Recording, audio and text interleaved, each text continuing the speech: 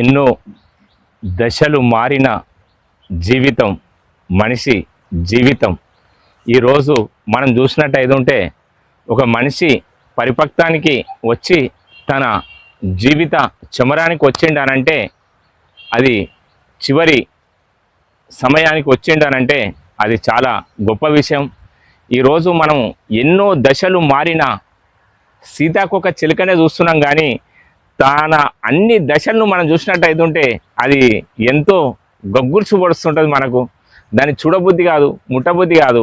అదే సీతాకొక చిలుక అది చెంగు చెంగుమని ఎగిరినప్పుడు దాంట్లో ఉన్న అందాన్ని మనం ఆస్వాదించాల్సి వస్తుంది. అందుకే ఒక మహాకవి అన్నాడు, సీతాకొక చిలుకకు చీరలెందుకు అంటే వృద్ధాప్యం కూడా ఒక సీతాకొక చిలుక లాంటిదే. తన జీవిత ప్రయాణంలో కుటుంబానికి సేవ చేసి చేసి చేసి చివరికి అలా అందంగా గడుస్తుంది. ఆ అందమైన సీతాకొక చిలుకనే మన తల్లిదండ్రులు, మన పెద్దలు. అందుకే దయచేసి వాళ్ళను ప్రేమిస్తారి, ఆదరిస్తారి, వాళ్ళతో కలిసి ప్రయాణిస్తారి. వాళ్లకు ఎలాంటి అవకాశం ఇచ్చినా మనము ఆ సేవ చేయడానికి సిద్ధంగా ఉన్నప్పుడే మన జీవితం ఒక సీతాకొక చిలుకలాగా మారుతుంది. మన జీవితం కూడా సీతాకొక చిలుకగానే మార్చుకోవాలి. అందరము ఆ విధంగా మెదిలినప్పుడే ఈ యొక్క సంతోషకరమైన జీవితాన్ని మనం గడపగలుగుతాం. మనతోటి ప్రయాణించే వాళ్ళు కూడా మనని చూసి చాలా సంతోషపడుతుంటారు. మనిషికి ఈర్ష్యాద్వేషమే కాదు, ప్రేమ కూడా ఉండాలి. ఆ ప్రేమ ఆ పెద్దల పట్ల ఉన్నట్టయితే ఉంటే అది మనకు ఎంతో సంతోషాన్ని ఇస్తుంది. మన మనసు మనని ఎప్పుడు బాధ పెట్టది. మన మనసు సంతోషంగా ఉండాలి. మనం ఒక సమయంలో సేద తీరాలంటే ఆ సేద తీరే అవకాశం మనకు సేవ చేసినప్పుడే వస్తుంది. ఆ సేవలో ఉన్న మాధుర్యం అనుభవించిన వాడికే తెలుస్తుంది.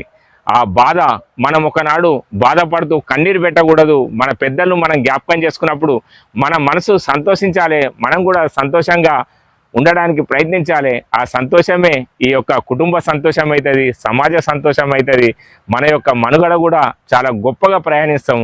మనం ఎప్పుడు కానీ సీతాకొక లాంటి జీవితాన్ని ప్రేమిస్తారి, ఆదరిస్తారి, హక్కున చేర్చుకుందారి. ఇదే మనిషి జీవితం. ఇంతకు మించిన పరమార్థం ఈ జీవితంలో మరొకటి ఏం లేదు. అవకాశం వచ్చినప్పుడు దాన్ని తప్పకుండా ఉపయోగించుకోవాలి. ఉపయోగించుకున్న జీవితమే అది చాలా గొప్ప. అవకాశం వస్తుంది, కానీ వచ్చినప్పుడు ఉపయోగించకపోతే దాంట్లో ఉన్న సారాన్ని మనం గ్రహించలేము. తదుపరి కొన్నాళ్ళకు మనం కూడా కన్నీరు గార్చాల్సి వస్తుంది. ఆ కన్నీరుకు మనం అవకాశం ఇవ్వకూడదు. ఆ అవకాశం కేవలం ఆనంద బాష్పాలకే మనం అవకాశం ఇవ్వాలి. ఆనందకరమైన జీవితానికి మనం సోపానం చేయాలి. ఆ జీవితాన్ని మనం ఆస్వాదించినప్పుడే మన జీవితం సుఖమైన ప్రయాణంగా జరుగుతుంది, ఆనందకరమైన ప్రయాణం జరుగుతుంది. దయచేసి పెద్దలను అర్థం చేసుకునే ప్రయత్నం చేస్తారు. మనం కూడా అందరికీ అప్పుడే అర్థమవుతాం. మీ కామారపు శ్రీనివాస్, సిరిసిల్ల.